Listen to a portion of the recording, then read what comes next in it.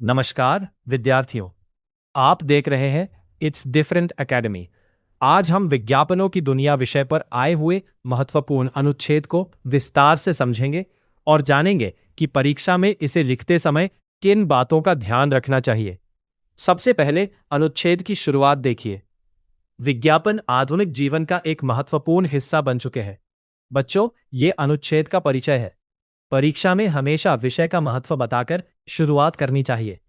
इससे परीक्षक को पता चलता है कि आपको विषय की अच्छी समझ है। अब आगे लिखा है, आज हम जहां भी देखते हैं वहां किसी न किसी रूप में विज्ञापन दिखाई देते हैं।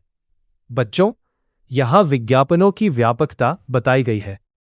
आज विज्ञापन हमारे जीवन के हर क्षेत्र में मौजूद है। यदि परीक्षा में ये विषय आए तो समाचार पत्र, पत्रिकाएं, टेलीविजन, रेडियो, इंटरनेट और सोशल मीडिया जैसे माध्यमों का उल्लेख अवश्य कीजिए।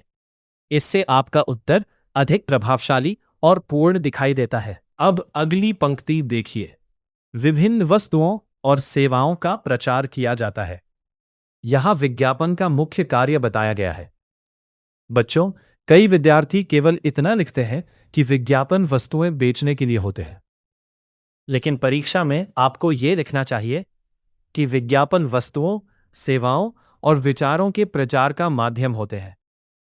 ये एक महत्वपूर्ण बिंदु है जिसे परीक्षक विशेष रूप से पसंद करते हैं। अब आगे लिखा है, विज्ञापनों का मुख्य उद्देश्य लोगों को किसी उत्पाद, सेवा या विचार के बारे में जानकारी देना और उन्हें आकर्षित करना होता है। बच्चों, यह अनुच्छेद का सबसे महत्वपूर्ण भाग है। यदि आपको पूरा अनुच्छेद याद ना हो तो भी जानकारी देना और आकर्षित करना, ये दो मुख्य उद्देश्य अवश्य लिखिए। परीक्षा में उद्देश्य लिखने से उत्तर अधिक व्यवस्थित और प्रभावशाली बन जाता है। अब आगे लिखा है, अच्छे विज्ञापन लोगों को नई वस्तुओं तथा सुविधाओं की जानकारी प्रदान करते हैं। यहाँ विज्ञापनों के लाभ बताए गए हैं। बच्चों, किसी भी अनुच्छेद में यदि लाभ और हानि दोनों लिख दिए जाएं तो उत्तर का स्तर बढ़ जाता है। इसलिए याद रखिए कि विज्ञापन हमें नई वस्तुओं, सेवाओं और सुविधाओं के बारे में जानकारी प्रदान करते हैं।